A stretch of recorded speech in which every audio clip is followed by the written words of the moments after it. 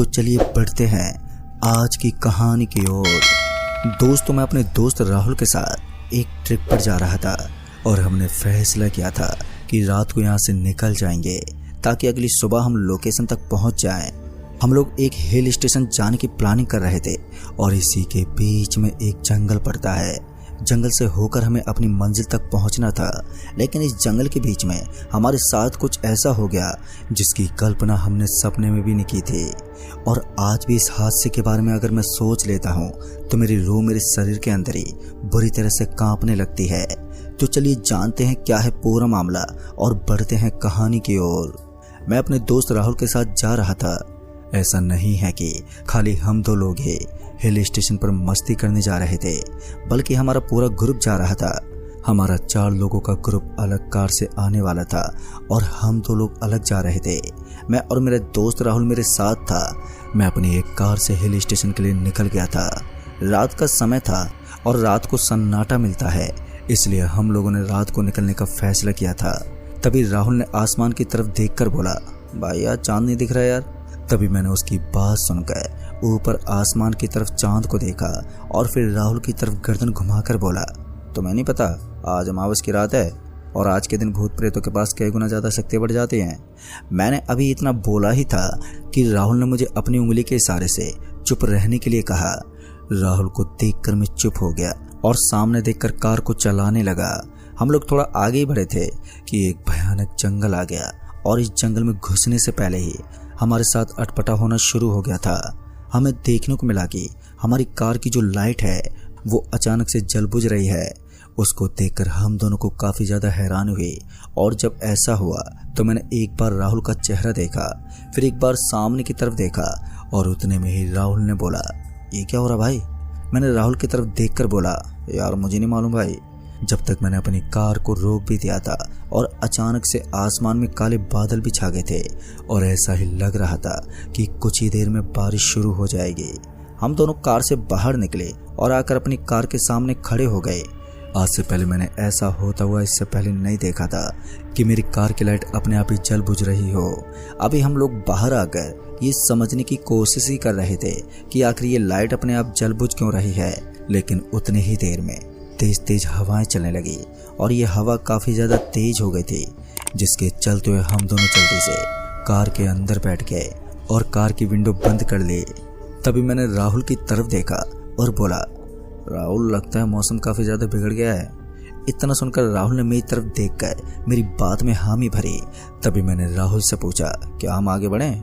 तभी राहुल ने मेरी तरफ देखा और बोला, इस मौसम में बारिश कितनी तेज हो रही है, ऊपर से इस कार की लाइट भी सही से काम नहीं कर रही है, ऐसे में हमारा रुकना ही सही होगा। राहुल की बात में दम तो था, इसलिए मैंने राहुल की बात मानी और हम बारिश के धीमे होने का इंतजार करने लगे। तभी अचानक एक ऐसी घटना हो गई जिसके होने के बाद मैं और राहुल बुरी तरीके से डर गए थे। दरअसल हमारी कार में जो रेडियो लगा हुआ था वो अपने आप ही ऑटोमेटिक बजने लगा, जिसके बाद से हम दोनों बुरी तरह से डर गए और एक दूसरे का चेहरा देखने लगे। राहुल मेरी तरफ देख रहा था तो मैंने उसका चेहरा देखते बोला, परेशान होने की कोई बात नहीं है, लगता है मौसम की खराबी की वजह से ऐसा हुआ है। तभी धीरे धीरे करके सब कुछ नॉर्मल होने लगा। आसमान से काले बादल कहीं गायब होते हुए दिखाई दे रहे थे और मौसम फिर से नॉर्मल होने लगा। अब हमें आसमान में चांद दिखाई देने लगा था। बारिश भी हो चुकी थी और मेरी कार की जो लाइट जल बुझ रही थी वो भी नॉर्मल जलने लगी थी। इन सभी चीज़ों को देखकर मुझे इतना तो समझ में आ गया था कि ये मौसम की खराबी की वजह से हो रहा था और कोई भी वजह नहीं थी। जब सब कुछ पहले की तरह नॉर्मल हो गया तब जाकर कहीं मेरे और राहुल के शरीर में वापस से जान आई और हम दोनों ने सुकून की सांस ली। अब हम दोनों आगे की तरफ बढ़ना शुरू कर चुके थे। मैंने अपनी कलाई में बंधी घड़ी पर नजर डाली तो अभी रात के 1 बज चुके थे और अभी 2 घंटे का रास्ता और बाकी रह गया था और अब हम लोग जंगल की तरफ बढ़ने लगे थे। और इतने में ही मौसम अच्छा होने की वजह से हम लोगों ने खिड़की भी खोल ली थी और पूरे मौसम का आनंद लेते हुए आगे की तरफ बढ़ने लगे। तभी अचानक से मेरे कान में एक आवाज आई। वो आवाज जंगल के अंदर की तरफ से आ रही थी और वो आवाज सुनकर हमने जब जंगल के अंदर की तरफ देखा तो हमें दिखाई दिया कि एक महिला पेड़ के पास खड़ी होकर कपड़े बदल रही है। उसको कपड़ा बदलता हुआ देखकर हम दोनों को काफी ज्यादा हैरानी हुई। एक बार राहुल ने मेरे चेहरे को देखा और मैंने राहुल के चेहरे को देखा। फिर उसके बाद हम उस औरत को देखने लगे। मेरे मन में सिर्फ और सिर्फ एक सवाल आ रहा था कि आखिर इतनी रात को ये औरत इस जंगल में कपड़े क्यों बदल रही है। मैं समझ गया था जरूर कुछ तो गड़बड़ है। और उधर से राहुल ने भी बोला, भाई जल्दी से जल्दी इस जगह से गाड़ी निकाल। अब मैं गाड़ी को 1 मिनट में आगे की तरफ भगाने लगा था। तभी मेरी नज़र मेरे कार के साइड मिरर पर पड़ी। जब मैंने अपने साइड मिरर पर देखा तो मुझे नजर आया वही औरत मेरे कार के मिरर पर मुस्कुराती हुई दिखाई दे रही है। ऐसा दृश्य देखकर मैंने तुरंत अपनी कार को ब्रेक लगा दिया और अचानक ही कार का ब्रेक लगने की वजह से पीछे बैठे राहुल ने मेरी तरफ बड़ी हैरानी से देखा और पूछा, भाई क्या हुआ, अचानक से ब्रेक क्यों लगा दिया। मैंने राहुल को बताया जो मैंने अभी अपने साइड मिरर पर देखा था। राहुल भी इस चीज को सुनकर बुरी तरह से डर चुका था।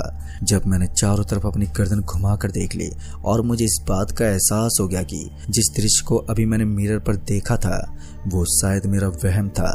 और इस बात की तसल्ली हो जाने के बाद मैं अपनी कार को वापस आगे की तरफ बढ़ाने लगा। अब मुझे कैसे भी करके जल्दी से जल्दी इस जंगल से बाहर निकलना था। अभी मैं कुछ आगे ही बढ़ा था कि मेरी नज़र मेरे कार में लगे बैक मिरर से पीछे की तरफ गई। तभी मैंने देखा कि वही चुड़ैल मेरे कार में बैठी हुई है। उसको देखकर मैं बुरी तरह से डर गया था और अचानक से ब्रेक मार दी। मैंने अपनी गर्दन पीछे की तरफ घुमाकर देखा लेकिन मुझे पीछे देखने पर वो चुड़ैल नजर ही नहीं आई। तभी मैंने गाड़ी को साइड में लगाया और बाहर उतर कर आ गया। मेरे बाहर उतरते मेरे पीछे पीछे राहुल भी मेरे पास आकर खड़ा हो गया। मैंने राहुल को सारी बात बताई लेकिन राहुल भी बुरी तरह से डर गया था और डर के मारे उसके भी हाथ पैर के रोंगटे खड़े हो गए थे। तभी हम दोनों के कानों में पायल की आवाज़ आने लगी और ये पायल की आवाज़ जंगल के अंदर की तरफ से आ रही थी और इसको सुनकर हम दोनों और भी ज़्यादा डर चुके थे। और इसी डर के चलते हुए हम दोनों न अब कार में जा पा रहे थे और न बचने के लिए और कहीं पर जा पा रहे थे। तभी राहुल की नज़र जंगल के अंदर की तरफ गई जहाँ पर एक मज़ार थी और उस मज़ार पर लाइट जल रही थी। तभी राहुल ने अपने हाथों से इशारा करते हुए मुझे उस मज़ार को दिखाया। मैंने राहुल का हाथ पकड़ा और हम दोनों उसी मज़ार की तरफ बढ़ने लगे क्योंकि उस मज़ार की तरफ हमें लाइट जलती दिखाई दे रही थी।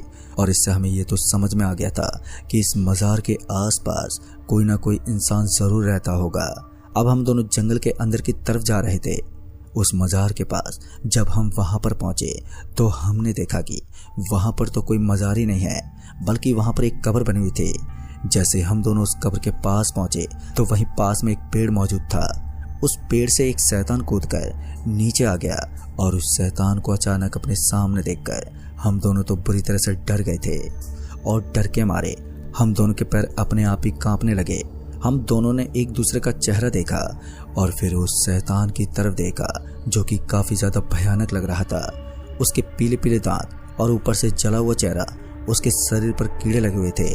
ऐसा लग रहा था कि वो कब्र से निकल कर आया है। वो शैतान हमारी तरफ बढ़ता हुआ आ रहा था और हम एक एक कदम पीछे की तरफ जा रहे थे।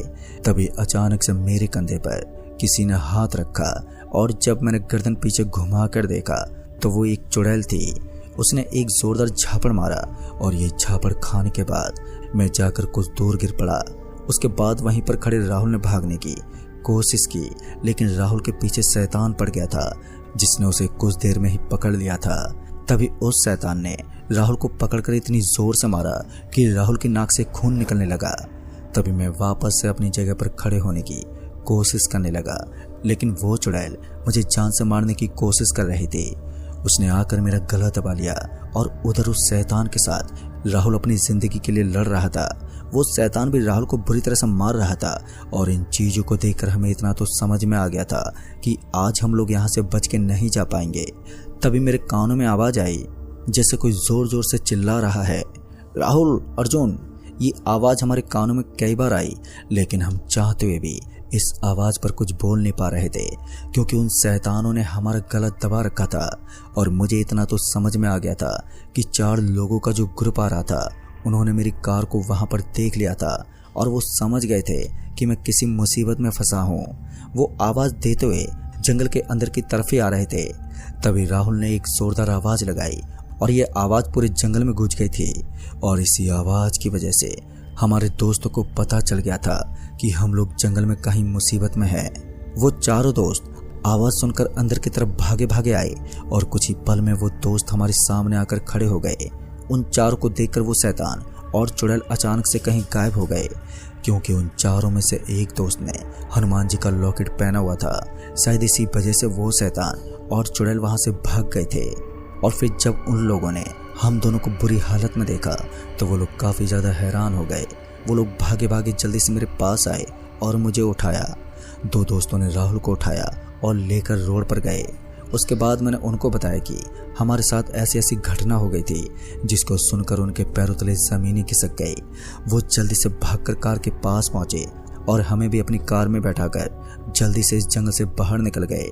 हम लोगों ने हिल स्टेशन की प्लानिंग कैंसिल कर दी और वो चारों दोस्त हम दोनों को लेकर एक हॉस्पिटल की तरफ भागे। उस हॉस्पिटल में हम दोनों का इलाज हुआ और ज़्यादा चोट न लगने की वजह से कुछ ही घंटों में हम दोनों को डिस्चार्ज कर दिया गया। दोस्तों, ये तो अच्छी बात थी कि वक्त रहते ही वो चारों दोस्त वहां से गुजर रहे थे, वरना ये तो निश्चित था कि मैं और राहुल इस घटना में बच नहीं पाते। इतना तो साफ दिखाई दे रहा था कि वो शैतान हम दोनों को मारने का पूरा इरादा कर चुका था। जिस तरीके से उनकी तरफ से हमें नुकसान पहुंचाया जा रहा था, तो कुछ ही मिनट बाद हमारी जान चली जाती अगर वहां पर सही समय पर हमारे दोस्त नहीं आए होते। जैसी ये घटना थी जिसे सोचकर आज भी मेरा दिल धक से उठता है। तो दोस्तों, इस कहानी में बस इतना ही। कहानी आपको पसंद आई हो तो वीडियो को लाइक शेयर जरूर कर दें और साथ ही हमें नीचे कमेंट बॉक्स में जरूर बताएं। जल्द ही मिलूंगा ऐसी एक और नई कहानी के साथ। तब तक के लिए बाय एंड टेक केयर।